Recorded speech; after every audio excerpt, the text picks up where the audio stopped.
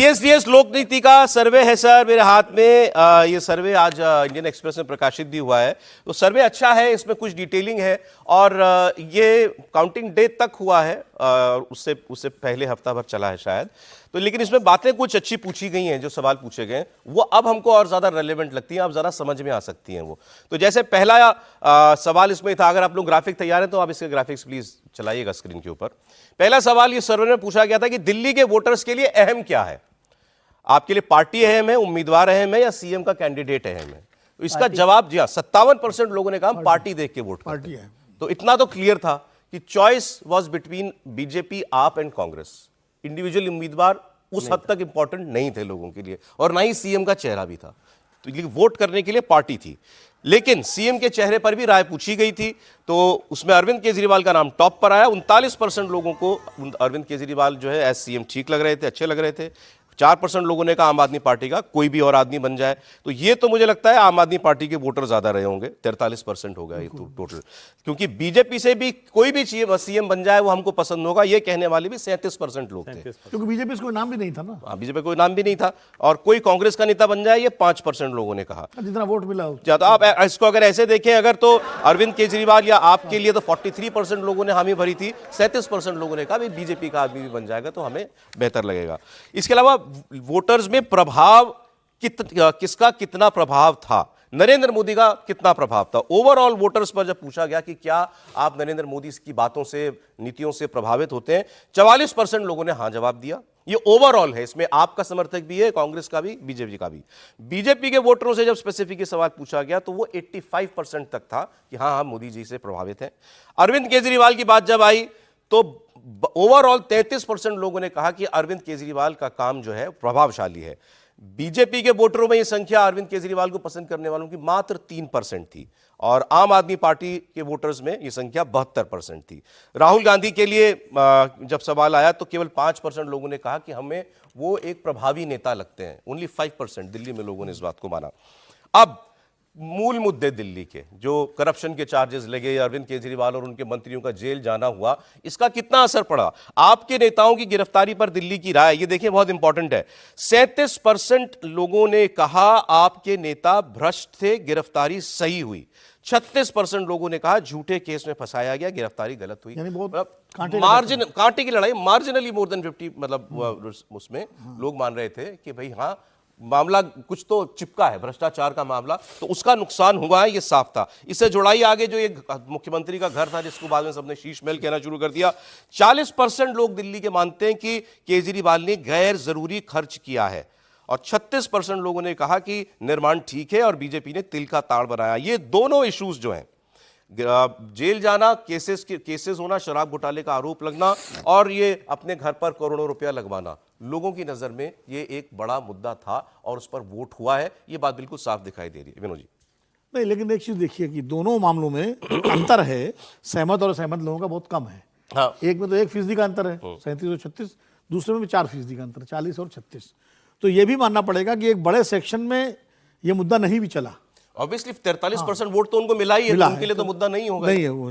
तो इसका मतलब कहीं ना कहीं दूसरे और मुद्दे रहे जिन्होंने ज्यादा प्रभावित किया, और शायद वो मुद्दे जो है उन पर हम लोग आगे चर्चा कर सकते हैं अगर आपके उसमें हो। ये मुद्दे देखिए, एक बड़ी बात यह है कि आम आदमी पार्टी, जैसे हर पार्टी का और हर नेता का एक मैग्नेटिक फील्ड होता है जिसके इर्द गिर्द जनता का समर्थन उसको मिलता है। जैसे भारतीय जनता पार्टी का मैग्नेटिक फील्ड क्या है? हिंदुत्व है, उसके बाद बाकी चीजें आती हैं।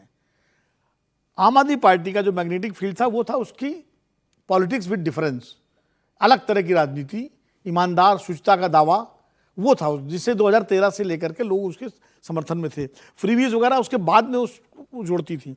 वो जो है शीश महल और ये जो मुद्दा आया जेल यात्रा वाला, शराब घोटाले वाला, इससे उसमें कमी आई, वो कमजोरी हुई। वो जो मैग्नेटिक फील्ड उसकी थी, उसका जो चुंबकीय तत्व था वो कमजोर हुआ। इसीलिए एक मिडिल क्लास दिल्ली का खास करके, जिसको फ्रीबीज से कोई मतलब नहीं था, जो मिडिल क्लास दिल्ली का है, जो मान लीजिए सोसाइटीज में रहता है, वो तो बिजली के बिल भी देता है, पानी के बिल भी देता है, बस में फ्री नहीं जाता, उसके लिए और मुद्दे, उसके लिए दूसरे मुद्दे थे, जिस वजह से आम आदमी पार्टी के साथ 2 चुनाव में था, 3 चुनाव में, 13, 15 और 20, वो छिटका बड़ी तरह से। और उसने बीजेपी को, क्योंकि वो ये वही वोटर था 10-12%, 14%, जो लोकसभा चुनाव में बीजेपी को वोट करता था मोदी जी के नाम पर, और जो विजय त्रिवेदी जी हमारे साथ कई डिस्कशन में रहे, इस बात को कहते थे कि बीजेपी की कोशिश है कि उस 12-14% को किस तरह रोके विधानसभा चुनाव में अपने साथ, और उसको रोकने में बीजेपी कामयाब रही। कम से कम 7-8% जो उसका बढ़ा है वोट बीजेपी का, जो 46% के आसपास हुआ है जाकर के, और अगर उसमें 2 सीटें जो छोड़ी गई उनका वोट भी जोड़ ले 2% तो 48%। आपके बाकी मुद्दे और मुद्दों ने इसके बियॉन्ड प्रभावित किया लोगों का मन वोटिंग के लिए। वो एक बड़ा इंटरेस्टिंग डेटा है, इसको आप समझिए जरा। सवाल ये था कि किस मुद्दे पर किसे कितना वोट मिला, किस मुद्दे पर किस पार्टी को कितना वोट मिला। बेरोजगारी के मुद्दे पर आप ऐसे समझिए, बेरोजगारी जिन लोगों के लिए मुद्दा था कि बेरोजगारी दिल्ली में एक इशू है, उनमें से 55% लोगों ने आम आदमी पार्टी को वोट दिया। इसका मतलब बेरोजगारी दूर करने के लिए उन्होंने आम आदमी पार्टी को बेहतर माना कि ये आएंगे तो दूर करेंगे। दूसरा था दिल्ली में सफाई, गंदगी को दूर करना। 46% लोगों ने बीजेपी को वोट किया, आपको 43%। मतलब दिल्ली के रखरखाव और साफ सफाई के लिए लोगों ने कहा बीजेपी आना जरूरी है।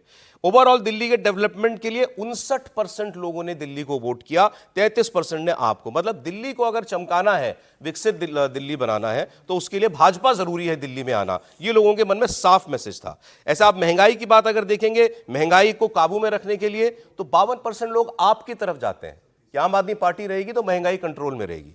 और भ्रष्टाचार जिन लोगों के लिए इशू था, 76% लोगों ने वो बीजेपी के लिए वोट किया। तो बड़ा क्लियर है, दिल्ली की ओवरऑल डेवलपमेंट और रखरखाव और भ्रष्टाचार, इन 2 इश्यूज के लिए भारतीय जनता पार्टी को ये वोट मिला जो दिखाई दे रहा है। हर्षवर्धन जी, फाइनल कमेंट। देखिए, मुझे लगता है कि कोई और मुद्दा था ही नहीं। एक मुद्दा था, अरविंद बड़ा बेईमान निकला, राजनीतिक तौर पर भ्रष्ट निकला, जो कह के आया ठीक उसके उल्टा किया। बाकी सब उसके आसपास की कहानियां हैं, इसके अलावा कुछ नहीं है। भ्रष्टाचार आपके लिए सिर्फ और सिर्फ, और वो भी जब आप कहते हैं ना, मैं बार बार कहता हूं कि देखिए ये सब चल सकता है, कोई भी पार्टी हो, थोड़ा बहुत ईमानदारी, थोड़ा बहुत भ्रष्टाचारी, थोड़ा बहुत गड़बड़, थोड़ा बहुत आगे पीछे, वो सब चलता है।